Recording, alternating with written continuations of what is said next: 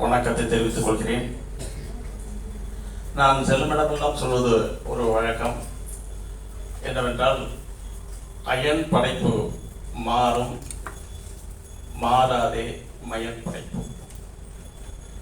உங்களுக்கு இதனுடைய பொருள் புரியும் என்று கருதுகிறேன். காலத்தை வென்றெடுக்கக்கூடிய இந்த படைப்பாளிகளுடைய சிறந்த படைப்புகள் தான் காலத்தை வென்று நிற்கும் கட்டடங்கள் என்பதை நான் மீண்டும் வலியுறுத்திக் கொள்ள விரும்புகிறேன். எங்கள் கணபதி சபதி அவர்கள் இந்த வாஸ்து வேத அறக்கட்டளை மூலமாக தொடர்ந்து இந்த சிற்ப கட்டட கலைக்கு எவ்வாறெல்லாம் நாம் பணிபுரிய வேண்டும், எதிர்காலத்திலே இதற்கென ஒரு பாடத்திட்டம் எல்லாம் உருவாக்க வேண்டும் என்ற நோக்கத்திலே நாங்கள் அயராது பணிபுரிந்து கொண்டிருக்கின்றோம். மேலும் தென்னக மயனுடைய நினைவாக ஒரு நினைவு சின்னமும் உருவாகி கொண்டிருக்கிறது.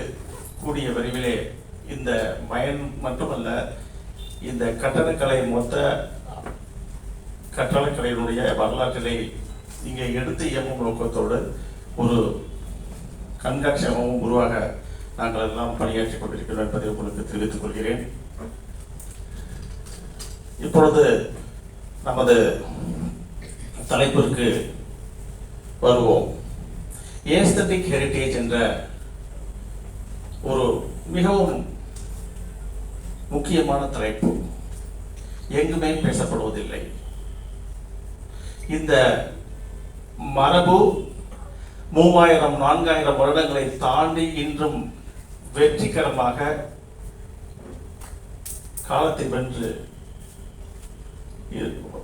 கொண்டிருக்கிறது. இன்னும் எத்தனையோ நூற்றாண்டுகள் நிச்சயமாக இந்த தொன்மை வாழும். நீங்கள் பார்த்திருப்பீர்கள், அயல் நாடுகளில் இன்னும் பல நாடுகளிலே தொன்மை என்றால் என்ன என்று உங்களுக்கு தெரியும். நமது தொன்மை என்றால் உங்களுக்கு தெரியும். கண்டிப்பாக நமது நாட்டிற்கும் அயல் நாடுகளிற்கும் இருக்கக்கூடிய தொன்மையினுடைய தூரம் நிறைய. அவர்கள் எல்லாம் உள்ளதை உள்ளபடியே இமிட்டேஷன் என்று சொல்வோம். கண்டதை பார்த்ததை அதுபோல இமிட்டேட் பண்ணி செய்வதுதான் அவர்களுடைய தொன்மையாக நமக்கு அறிவோம். இது அப்படி அல்ல.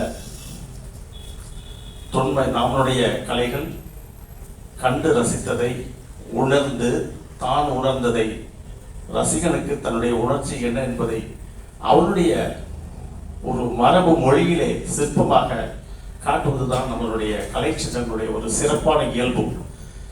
இது போன்ற ஒரு உன்னதமான இயல்பினை எந்த நாட்டிலும் நாம் பார்க்க முடியாது என்பதை நாம் இங்கு அறிந்து தெளிவுற வேண்டும்.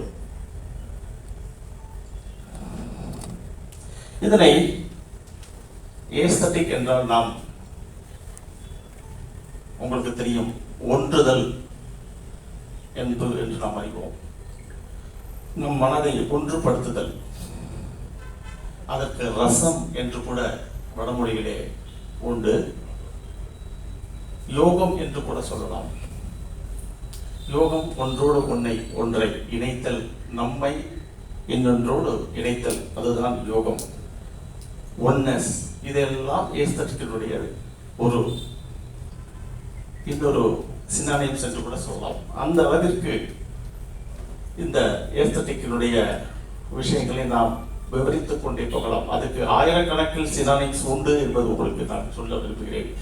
அத்வைத்தம் என்று ஒரு சொல் இருக்கிறதே, அது கூட ஏஸ்தட்டிக் தான். ஒன்றோடு நம்மை இன்னொன்றோடு இணைக்கும் பொழுது அது துவைத்தமற்ற நிலை, அத்வைத்தம், ஒன்று என்று பொருள்.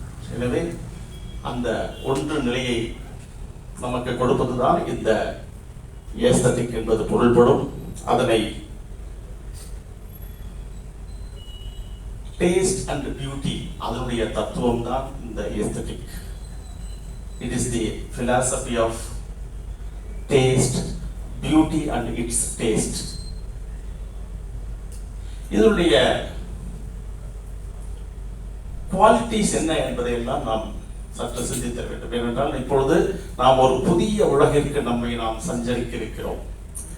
உங்கள் அனைவரையுமே இந்த தொன்மையினுடைய வரலாற்றிற்கு தொன்மையான ஒரு இடத்திற்கு உங்களை எல்லாம் அழைத்து செல்கிறேன். அத்தகைய புனிதம் நிறைந்தது, நம்மை எல்லாம் ஒன்றுபடுத்தக்கூடிய சர்வ வல்லமை இந்த கலைக்கு உண்டு. அதனைத்தான் இப்பொழுது உங்களுக்கெல்லாம் விலைக்கு சொல்ல இருக்கிறேன். இந்த குவாலிட்டிஸ் என்ன? இந்த ஏஸ்தட்டிக், இந்த லயம் என்ற சொல்லுக்கு, ரசம் என்ற சொல்லுக்கு அதனுடைய குவாலிட்டிஸ் உண்டு. எந்த ஒரு வடிவத்திலும் அதற்கு ஒரு பொருண்மை இருக்கும். எத்தகைய பொருண்மை என்றால் ஒரு மைய கருத்து.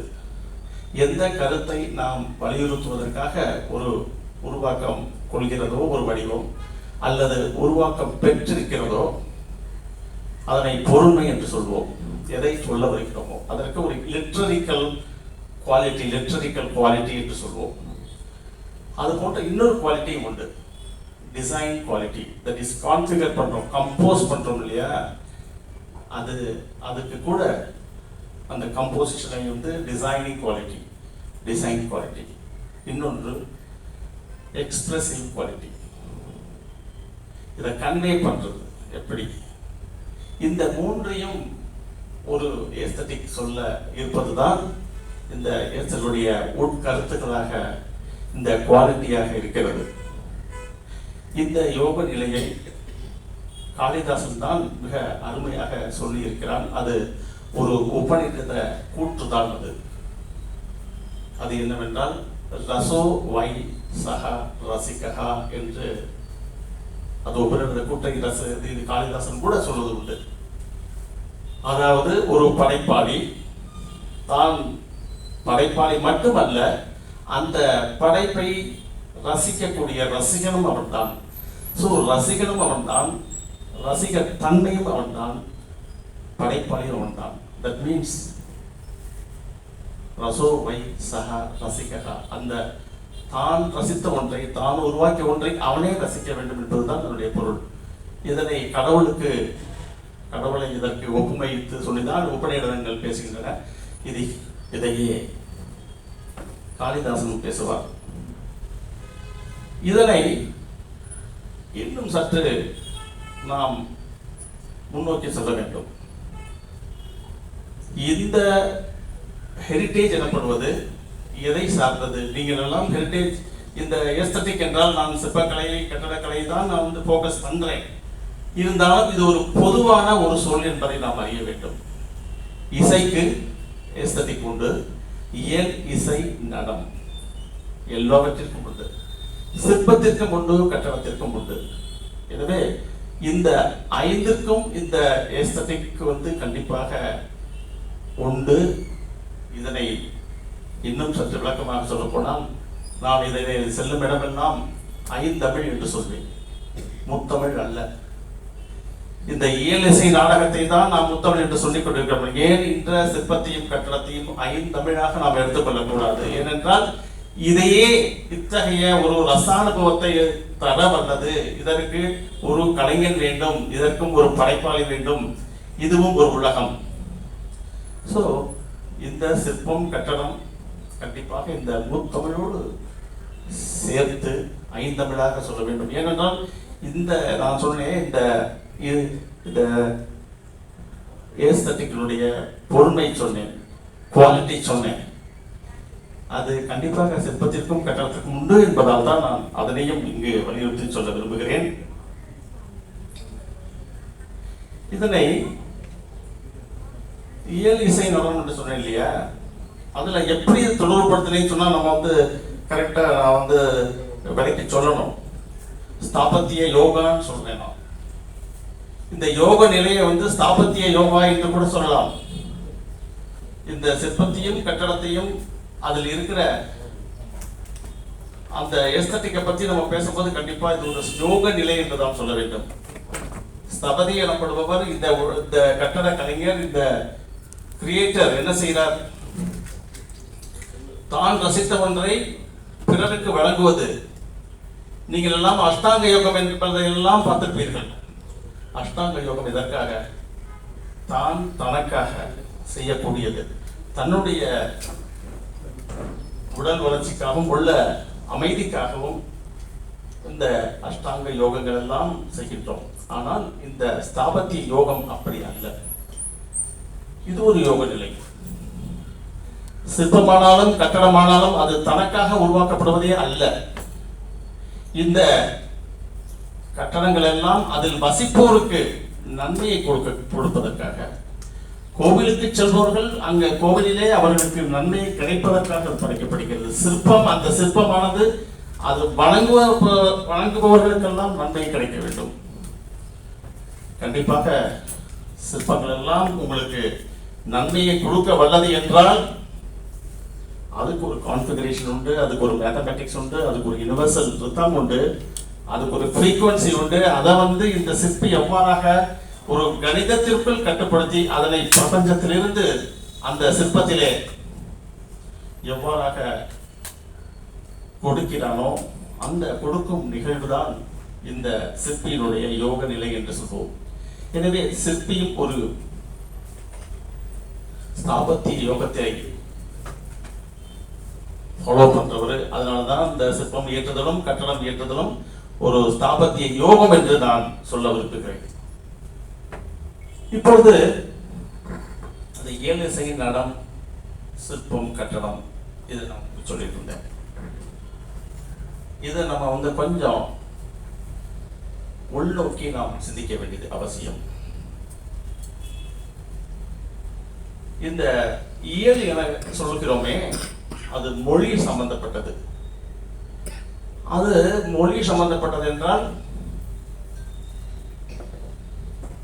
என்ன? இசை, அது ஒளி சம்பந்தப்பட்டது. ஒளினா சப்த பிரம்மம் சொல்லுவோம்.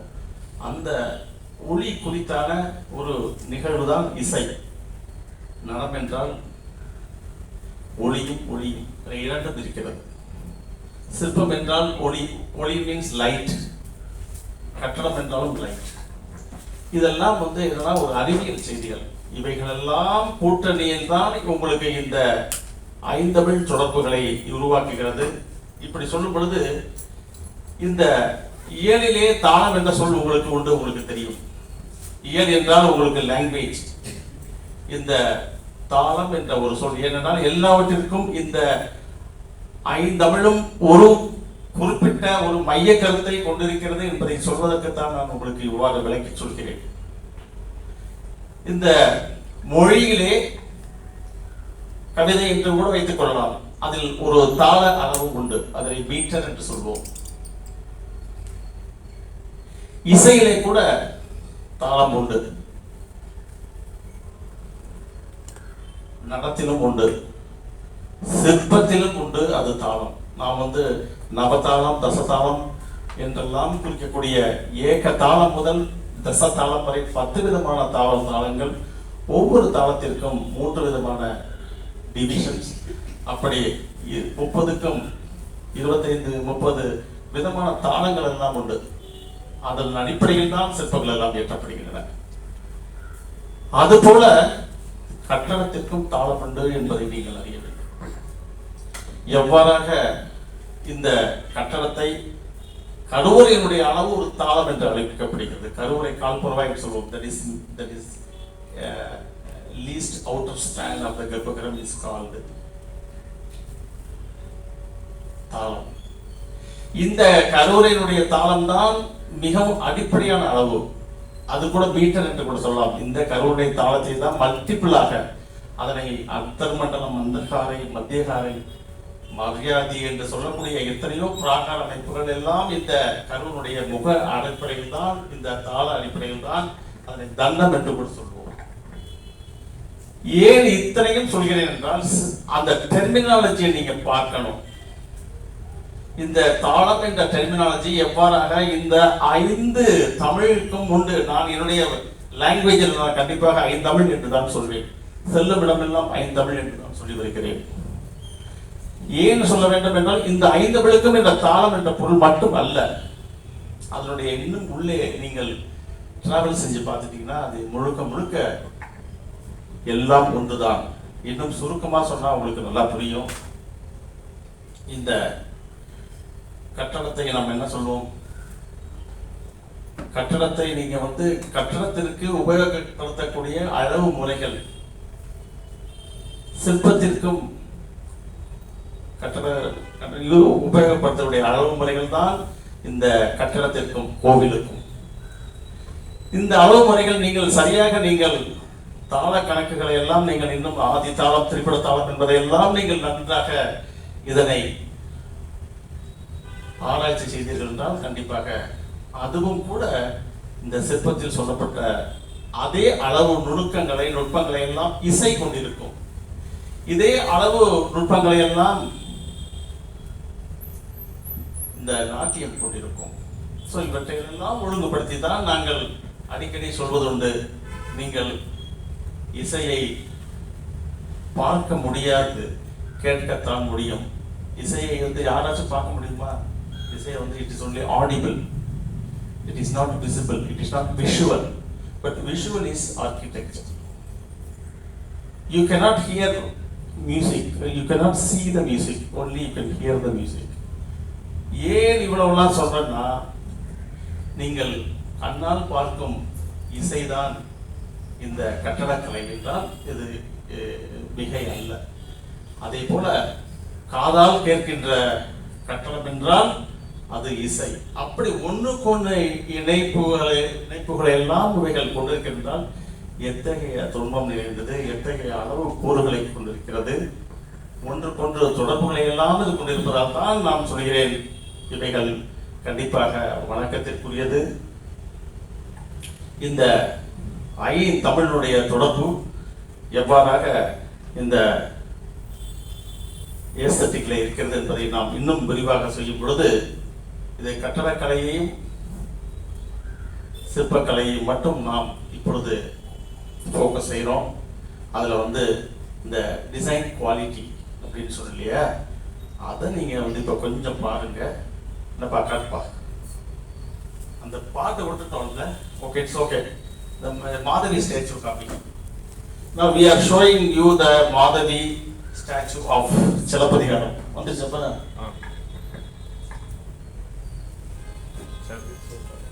உட்காந்து பேசுவோம் சார். இப்பதான் உங்களுக்கு சப்ஜெக்ட் வர்றோம்.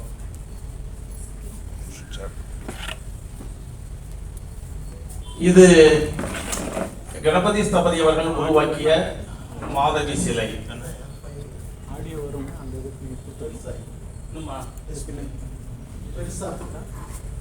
கொஞ்சம் எக்ஸ்போஸ் பண்ண முடியுமா? ஜூம் பண்ணா கொஞ்சம் டிஸ்டார்ஷன் ஆயிடும் நினைக்கிறேன்.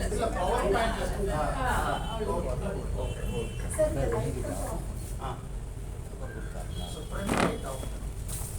ஆஃப் பண்ணுங்க. Front light.